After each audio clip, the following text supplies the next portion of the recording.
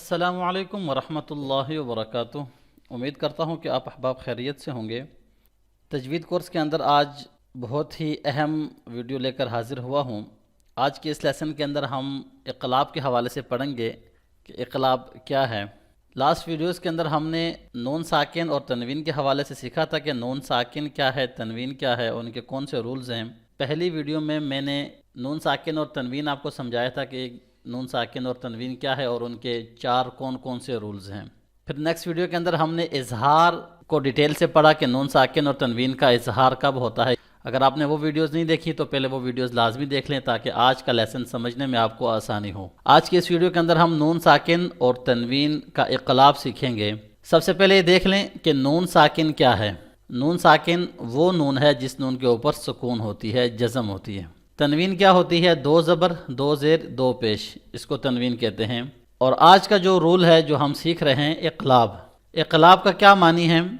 اقلاب کہتے ہیں بدلنے کو، تبدیلی کرنے کو، ایک چیز کو دوسرے چیز میں چینج کر دینا، اس کو کہتے ہیں اقلاب۔ سب سے پہلے آپ اقلاب کا جو رول ہے، جو اقلاب کا قاعدہ ہے، اس کو سمجھ لیں تو انشاءاللہ باقی اگزامپل سے میں آپ کو سمجھاؤں گا تو بہت آسانی سے آپ کو سمجھ آ جائے گی۔ قرآن پاک کے اندر جب بھی آپ نون ساکن دیکھیں، جہاں پر بھی آپ کو نون ساکن نظر آ جائے اور اس کے فوراً بعد با ہو، پہلے کیا ہو؟ نون ساکن ہو اور نون ساکن کے فوراً بعد با ہو، تو اب یہاں پہ یہ جو نون ساکن ہے اس کو ہم بدل دیں گے، اس کا اقلاب کر لیں گے، اس کو چینج کر دیں گے۔ کس کے اندر؟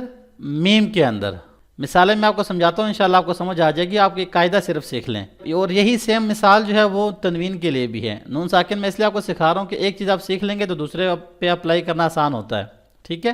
جہاں بھی آپ کو نون ساکن نظر آئے یا تنوین نظر آئے اور اس کے فوراً بعد با ہے، تو ہم نے اس نون کو کنورٹ کر دینا ہے میم میں۔ اس نون کی جگہ ہم نے میم پڑھنی ہے۔ آئی ہوپ آپ نے نوٹ کر لیا ہوگا یہ۔ اب میں انشاءاللہ آپ کو کچھ مثالیں بتاتا ہوں تو اس سے آپ کو مزید آسانی سے انشاءاللہ سمجھ آ جائے گا۔ میم، نون زیر من، ایسا ہی ہے۔ یہ نون کیا ہے؟ اس نون کو آپ نوٹ کریں، نون ساکن ہے۔ ہمارا توجہ جو ہے وہ کس کے اوپر ہونا چاہیے؟ نون ساکن کے اوپر، ٹھیک ہے؟ یہ من ہے اور اس کے بعد جو لیٹر ہے وہ ہے بعد۔ تو بعد کا پہلا حرف کیا ہے؟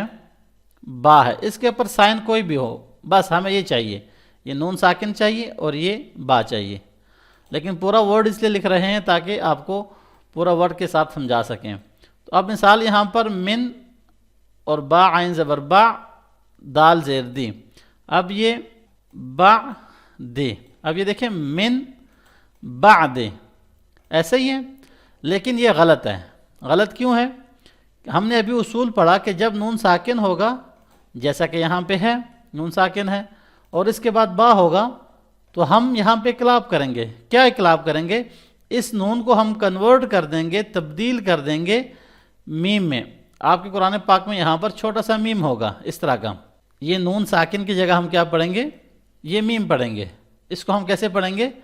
میم، میم زیر مم، با عین زبر با، مم بعد، ایسے پڑھیں گے، مم پڑھیں گے، من نہیں پڑھیں گے، ٹھیک ہے؟ تو ایک دفعہ پھر سے دیکھ لیں، جب بھی نون ساکن ہو اور نون ساکن کے بعد با ہو، یہ دو چیزیں ہوں، تو ہم کیا کریں گے؟ اس نون ساکن کو ہم نہیں پڑھیں گے، اس کو ہم کنورٹ کر دیں گے میم میں، میم ساکن میں، ٹھیک ہے؟ یہ بالکل سمپل سی بات ہے، اس کو آپ سیکھ لیں تاکہ قرآن پاک جب آپ پڑھ رہے ہیں، اگر وہاں پہ کوئی ہو سکتا ہے پرنٹنگ کے مسٹیک ہو یا کسی قرآن پاک کے اندر نہیں ہے، جیسے عرب کے قرآن پاک کے اندر یہ چیزیں نہیں لکھی ہوتی، یہ جو اعراب وغیرہ ہیں جو میں آپ کو رولز بتا رہا ہوں تجوید کے، بعض رولز جو ہیں وہ عرب کنٹریز کے اندر جو قرآن پاک پرنٹ ہوتے ہیں ان کے اندر نہیں لکھے ہوتے ہیں، تو وہاں پہ پڑھنے کے اندر بہت لوگ غلطی کرتے ہیں، جو عام یہاں سے لوگ جاتے ہیں پاکستان انڈیا سے۔ تو اس لیے رولز کو توجہ سے سمجھا کریں اور اس کو اپلائی کیا کریں جب میں آپ کو بتا رہا ہوتا ہوں، ٹھیک ہے؟ نیکسٹ مثال ہم اس کی دیکھ لیتے ہیں۔ اچھا، یہ ایک اور مثال اس کی دیکھ لیتے ہیں نون ساکن سے ہی، پھر ایک دو مثالیں جو ہے وہ تنوین سے بھی دیکھ لیتے ہیں، کیونکہ یہاں پہ من الگ تھا، بعد الگ تھا، دو الگ الگ ورڈز تھے، تو آپ کو یہ جو سمجھ آ گئی ہوگی۔ لیکن بعض اوقات ایسا ہوتا ہے کہ ایک ہی ورڈ ہوتا ہے، تو اس میں بعض لوگ کنفیوز ہو جاتے ہیں کہ یہاں پہ کیا کرنا ہے۔ اب یہ دیکھیں ہم نے ایک ورڈ میں نے یہاں پہ لکھا ذال نون زبر زن با زیر بی زن بے، کیا ہے یہ؟ زن بے۔ میں نے کیا بتایا تھا آپ کو کہ ہم نے کیا نوٹ کرنا ہے؟ نون ساکن نوٹ کرنا ہے۔ تو یہاں پہ یہ نون ساکن ہے، ایسا ہی ہے، یہ ساکن ہے نون، اور نون ساکن کے بعد کیا ہونا چاہیے؟ با ہونا چاہیے۔ تو دونوں چیزیں یہاں پہ موجود ہیں، ٹھیک ہے، نون ساکن بھی ہے اور با بھی ہے۔ اب ہم کیا کریں گے؟ کنورٹ کر دینا، اس نون کو نہیں پڑھنا، اس کی جگہ ہم کیا پڑھیں گے؟ میم پڑھیں گے۔ یہاں پہ چھوٹا سا میم آ جائے گا، زم بن، ٹھیک ہے، زم بن۔ مجھے امید ہے انشاءاللہ یہ اس مثال سے آپ کو نون ساکن کا جو اقلاب ہے وہ سمجھ آ گیا ہوگا۔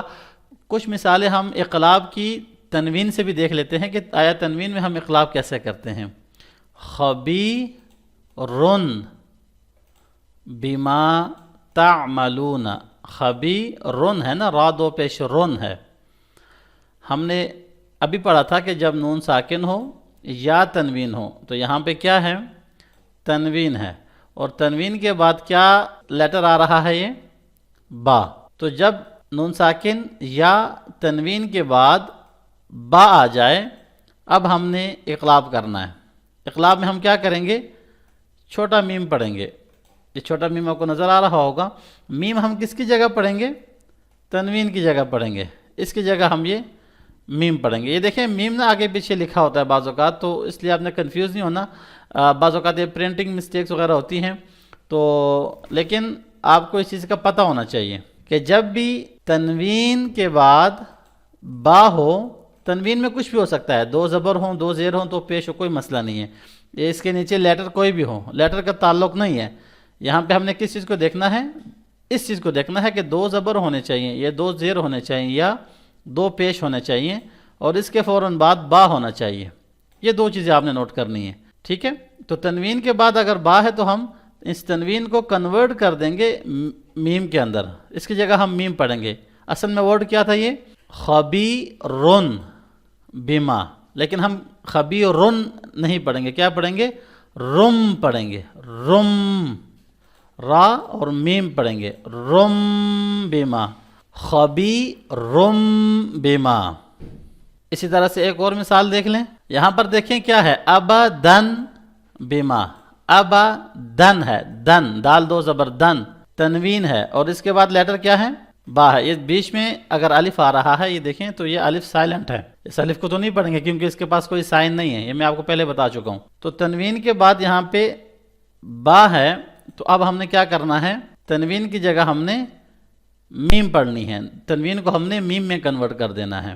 ابدن نہیں پڑھیں گے بلکہ کیا پڑھیں گے؟ ابدم بما، ابدم دم بما۔ جب بھی آپ نون ساکن اور تنوین کا اقلاب کرتے ہیں تو ساتھ یہ نیزل ساؤنڈ بھی ہوتا ہے، جس کو ہم غنہ ساؤنڈ بھی کہہ سکتے ہیں۔ تو ایک دفعہ پھر سے دیکھ لیں کہ جب بھی قرآن پاک میں نون ساکن یا تنوین ہو اور اس کے فوراً بعد با آ جائے تو اقلاب ہوگا۔ اقلاب کیا ہوتا ہے کہ ہم نے نون ساکن کو میم میں کنورٹ کر دینا ہے، نون ساکن کی جگہ ہم میم پڑھیں گے، تنوین کی جگہ دو زبر دو زیر دو پیش کی جگہ ہم میم پڑھیں گے۔ سمپل سی بات ہے، بس اس کو آپ سمجھ لیں۔ اور ابھی جو آپ کو میں نے یہ لیسن سمجھا دیا ہے، تو آپ کوشش کریں کہ قرآن پاک اٹھائیں اور قرآن پاک کے اندر خود اس طرح کی جگہ تلاش کریں کہاں کہاں پہ تنوین کے بعد با آ رہا ہے، کہاں کہاں پہ نون ساکن کے بعد با آ رہا ہے، تو اس سے انشاءاللہ آپ کا لیسن جو ہے وہ مزید بھی مضبوط ہوگا، اچھی طرح سے آپ کے ذہن میں یہ بیٹھ جائے گا۔ تو امید کرتا ہوں کہ آج کا لیسن آپ کو خوب اچھی طرح سے سمجھ آ گیا ہوگا۔ کوئی بھی چیز سمجھ نہ آ رہی ہو تو کومنٹس کر کے پوچھ لیجئے گا، انشاءاللہ میں کوشش کروں گا کہ آپ کے ہر ایک کومنٹ کا رپلائی دے سکوں۔ اپنا اور اپنے ارد گرد رہنے والوں کا بہت سارا خیال رکھیے گا، مجھے اپنی دعاؤں میں ضرور یاد رکھیے گا۔ اللہ حافظ، السلام علیکم ورحمۃ اللہ وبرکاتہ۔